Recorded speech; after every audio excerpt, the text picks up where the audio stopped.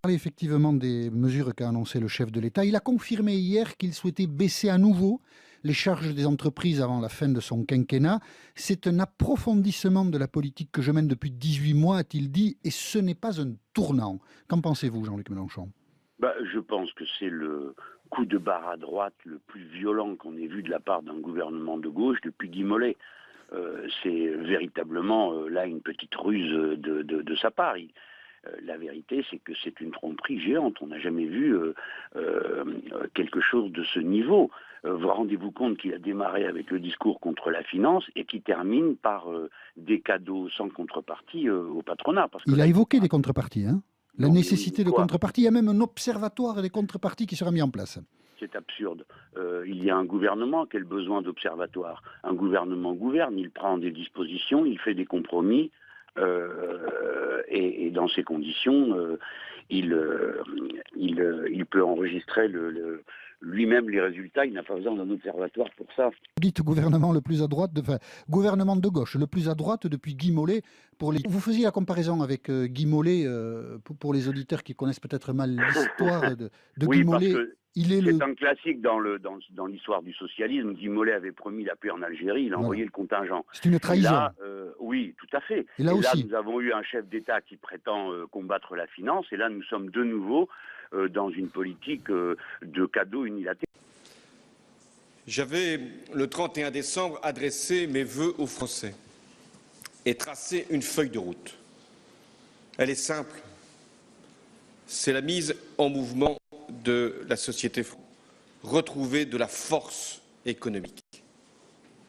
Or, elle en a perdu ces 10 dernières années. Il y a d'abord eu une crise longue, profonde et sans doute sous-estimée, y compris par nous-mêmes. Et puis, il y a eu une fuite en avant depuis trop longtemps, avec un creusement des déficits, déficit des comptes publics, déficit de la balance commerciale. Un coup d'arrêt a été porté. Et c'est l'action du gouvernement de Jean-Marc Ayrault depuis 18 mois qui en a été à l'origine. Les premiers résultats sont là. Ils sont fragiles, trop fragiles. Mais nous n'avons pas encore gagné la bataille pour l'emploi. Alors, que faut-il faire? C'est ce que j'ai annoncé aux Français. Engager une bataille. Ouvrir une nouvelle étape. Il ne s'agit pas de changer de chemin. Il s'agit d'aller plus vite, d'aller plus loin, d'accélérer, d'approfondir. En 2014, l'enjeu n'est pas simplement que la France retrouve la croissance. Elle se dessine. C'est que cette croissance soit la plus vigoureuse possible. Nous n'y parviendrons qu'avec la mobilisation de tous, et notamment des entreprises, sans lesquelles il ne peut y avoir de création d'emplois dans la durée. Et c'est pourquoi j'ai proposé le pacte de responsabilité.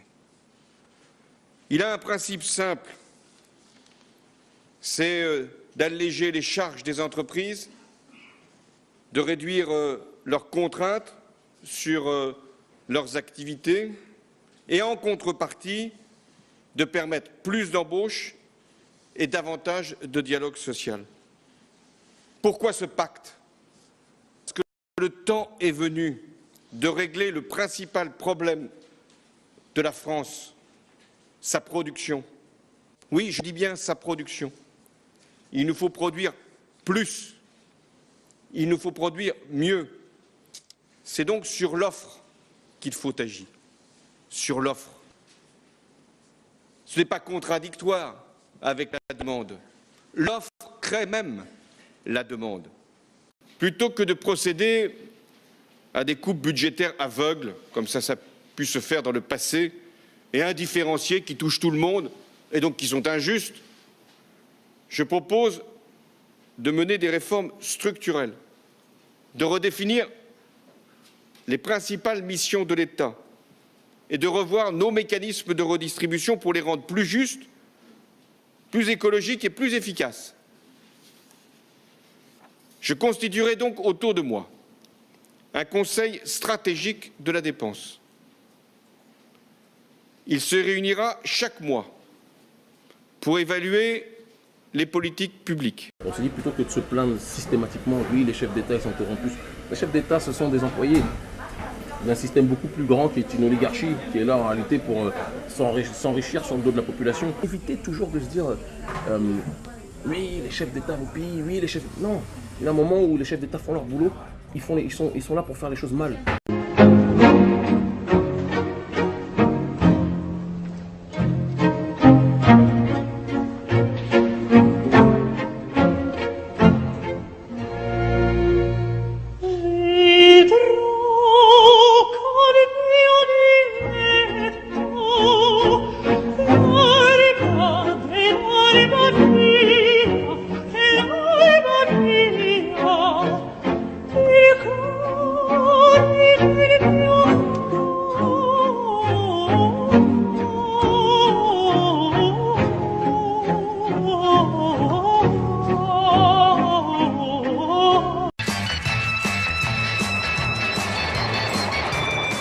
The British have been the best European market, and they still are the best European market. They are only the second to the US. Our best dealership in the world, single dealership in the world, is Jack Barclay in London. If you're a hedge fund or a private equity firm, there are fantastic opportunities to profit from the turmoil. A number of hedge funds have already made billions from betting that all those subprime investments were overvalued. And some have done very nicely from speculating that the share prices of our leading banks would tumble. As for private equity, well, a recession would be just the most glorious time to buy businesses at knockdown prices. Is this actually a period of tremendous opportunity for a firm like you? Yes, it's going to be a great opportunity. The real golden age comes when you have a mess. You have economies that are on their back,